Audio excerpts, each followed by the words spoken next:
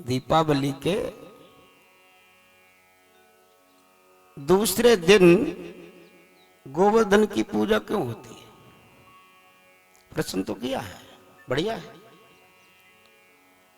लेकिन गोवर्धन की जो पूजा हुई है प्रतिपदा में, दीपावली के बाद प्रतिपदा को इंद्र की पूजा हुआ करती थी। पहले इस तिथि को इंद्र की पूजा हुआ करती थी और उस इंद्र की पूजा को उसी तिथि में बंद करवानी थी, इसीलिए गोवर्धन की पूजा करवाई। यदि अन्य तिथि में करवाते तो इंद्र से बैर कहां होता है? क्या उसकी पूजा रुक जाती? जो उसका दिन था, जो उसकी तिथि थी, उसका अधिकार उसी तिथि में जब पूजा का था तो उसी तिथि को छीनना उनका कार्य था, तभी तो इंद्र की पूजा बंद हो पाती। अब कोई ये प्रश्न करे कि ये बताओ, रविवार के बाद ही सोमवार क्यों आता है? तो ये तो भगवान का विधान है। तो इस प्रतिपदा में इंद्र की पूजा को बंद करवाया था, गिरिराज गोवर्धन की पूजा प्रारंभ करवाई थी, इसलिए उसी तिथि में गोवर्धन की पूजा करना ही अनिवार्य था। पहला प्रश्न, उत्तर ठीक है। जिन्होंने प्रश्न किया है उनका उत्तर मिल गया। दूसरा प्रश्न है कि बोलिए नारायण भगवान की।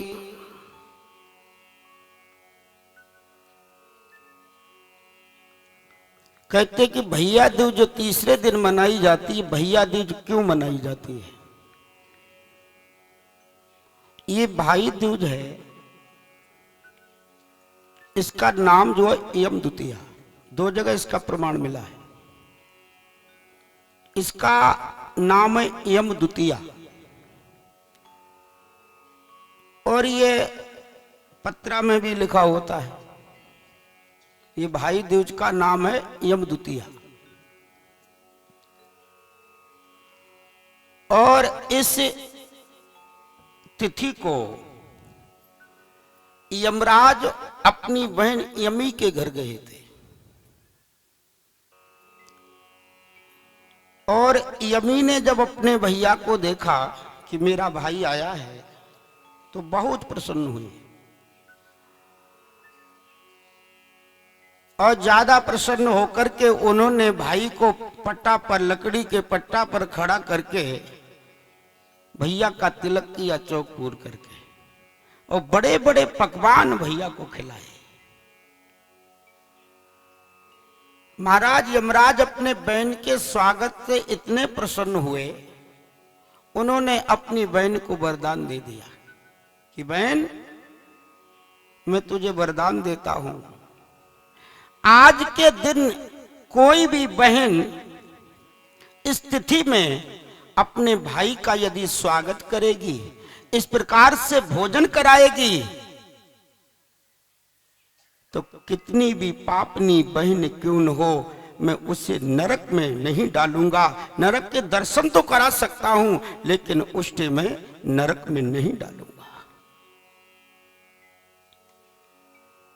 दूसरा प्रमाण मिलता है सुख सागर में कि इसी तिथि को भगवान श्री कृष्ण सुभद्रा के यहां गए थे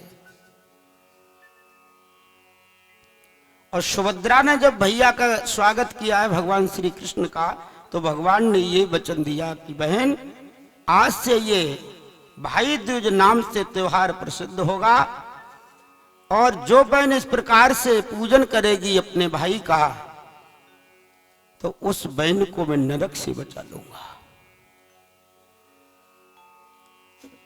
वो धन्य है भाई जिनकी बहन है और वो धन्य वो बहना है जिनके भैया है, वो बहुत भाग्यशाली है। इसी बीच एक बात और मैं आपको बताते हैं।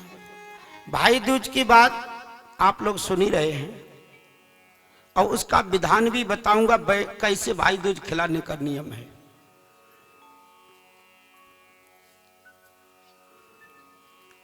एक बात यहां गरुड़ पुराण की ओर हमें मिलती है, इसी से सटी हुई बहनाओं। जिस घर में बेटी का जन्म होता है, गरुड़ पुराण का वचन है, वो घर बहुत भाग्यशाली है, वो आंगन बहुत भाग्यशाली है। क्यों? गरुड़ पुराण में ये वर्णन आता है कि ये बेटी अपने बाप को 84 नरकों से बचा सकती है। 84 लाख योनियों में जो जीव भटकता है, उससे बचाने का बेटी उसकी उस नरकों से उसकी रक्षा कर सकती पिता की।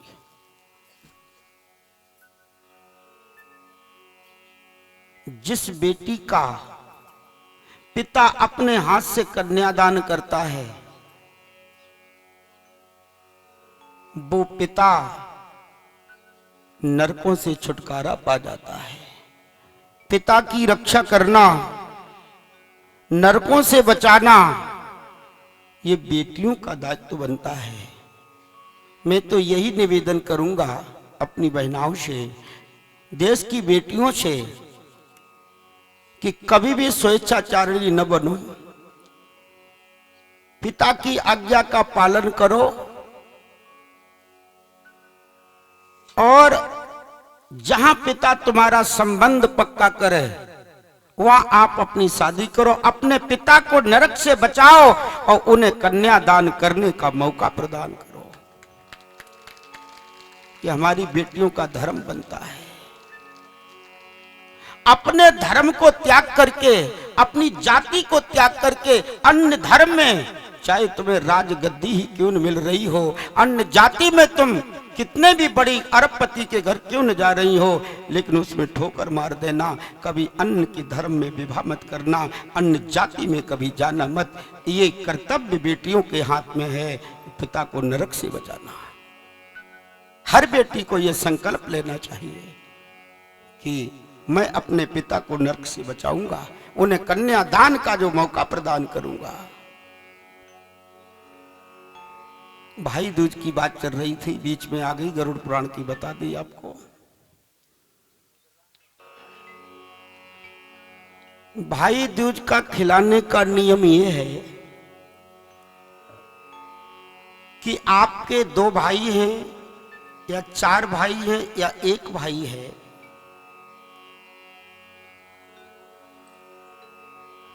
तो भाई दूज आती उससे 2 दिन 4 दिन 5 दिन पहले आप अपने भाई के लिए फोन करो।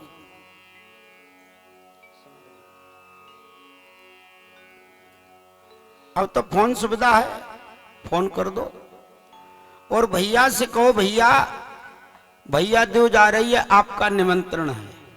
ध्यान दे, भाई को दूज खिलाने का नियम क्या है। अब